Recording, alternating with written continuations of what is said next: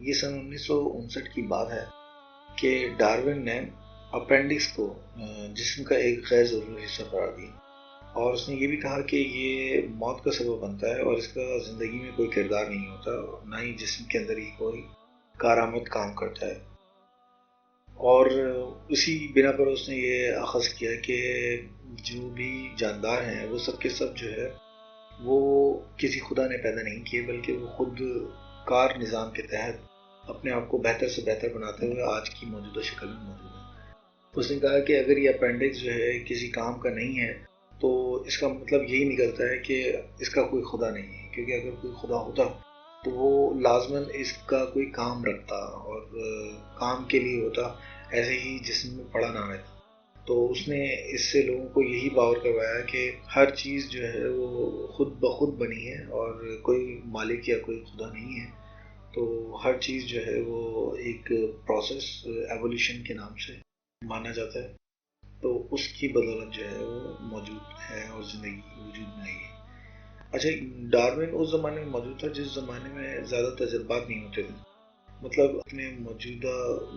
دور کے جو ہے مائکرو آلات بھی موجود نہیں تھے کہ آپ جو ہے نا وہ ڈیٹیلز معلوم کر سکیں کہ وہ کون سے کیمیکلز خارج کر رہا ہے، یا وہ کون سے بیکٹیریاز ہیں جو کہ صحت کے لیے اچھے ہیں یا صحت کے لیے خطرناک ہیں، تو وہ آج ہمارے پاس موجود ہیں۔ تو آج کی موجودہ مشینریز اور آلات کی بدولت جو ہے سن 1900 کے اندر برٹش سائنسدان رچرڈ بیری نے رپورٹ پیش کی، تو انہوں نے بتایا کہ اپینڈکس جو ہے وہ قدرت کا ایک انمول تحفہ ہے، اور انہوں نے اس کی جو بنیاد رکھی وہ یہ تھی کہ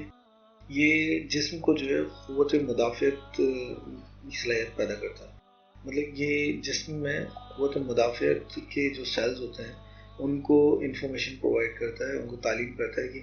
کون سی بیماریوں کو کس طریقے سے کاؤنٹر کیا جائے، کس طریقے سے ان کے خلاف لڑا جائے۔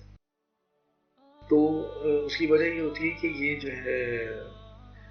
آپ کے پیٹ کے خارجی راستے پر ہوتا ہے، تو اس لیے اس کو پتہ ہوتا ہے کہ کون سے جراثیم جو ہے وہ ڈیڈلی ہیں، خطرناک ہیں، اور کس طریقے سے وہ اٹیک کرتے ہیں، تو اس کی بنا پر جو ہے وہ ان کو انفارمیشن پرووائڈ کرتا ہے وائٹ سیلز کو۔ اور پھر اس کے بعد اس نے یہ بھی بتایا کہ یہ جو ہے ایک محفوظ مقام کے طور پہ استعمال ہوتا ہے جسم کے اندر، کیونکہ اکثر و بیشتر انسان کو ڈائریا یا موشنز یا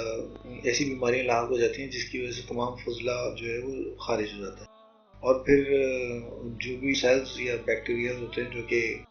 جسم کے لیے ضروری تھے وہ بھی خارج ہو جاتے ہیں، تو یہ جو ہے دوبارہ سے ان کو ریورس کرتا ہے اور جو ہے واپس ان کو جو ہے نا پیٹ کے اندر اپنی پرانی تعداد پہ لے کر آتا ہے، تاکہ کھانا ہضم کرنے اور کھانے کو جو ہے آنتوں سے گزارنے میں جو ہے وہی حالت اور وہی صحت دوبارہ سے موجود ہو جائے۔ تو اس سے ہمیں پتہ چلا کہ ڈارون کی جو تھیوری تھی وہ بالکل بیکار اور کم علم پر تھی، اور اس کو جو ہے تسلیم نہیں کیا جا سکتا، کیونکہ اس کے پاس اتنی ریسرچ نہیں موجود تھی کہ وہ جو ہے نا اس بات کو طے کر سکتا کہ یہ حصہ جو ہے یہ بیکار ہے یا کام کا ہے۔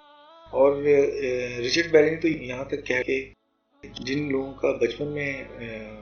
اپینڈکس نکال دیا جاتا ہے وہ اس نعمت سے محروم ہیں۔ کہنے کا مقصد یہ ہے کہ خالق کو پہچاننے میں لوگ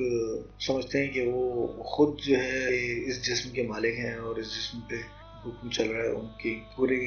تابع ہے یہ جسم، اور ہر چیز جو ہے ان کی مرضی کے مطابق ہے، مگر ایسا نہیں، ہر چیز جو ہے وہ ایک بنائے ہوئے قانون کے مطابق چل رہی ہے،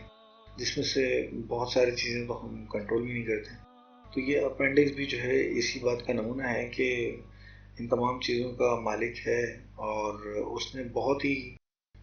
عظیم پیمانے پہ ان کو ترتیب دیا ہے اور ان کو تشکیل کیا ہے، کیونکہ اگر آپ کوئی مصنوعی حصہ بھی بنا لیں تو وہ کام نہیں دے سکتا جو ان اعضاء نے دیا ہوا ہے اور جس باریک بینی پر یہ کام کر رہے ہیں۔